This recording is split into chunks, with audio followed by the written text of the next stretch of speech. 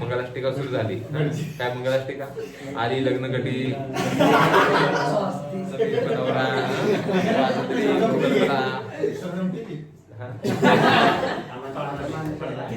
तुळशी लग्नाला मीच करायचं. नेक्स्ट.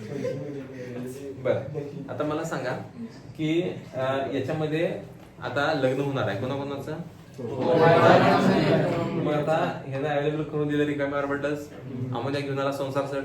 संसार सेट म्हणून काय आणलाय त्यानं? काय आणलाय? दोन लोन पेअर. एक लोन पेअर.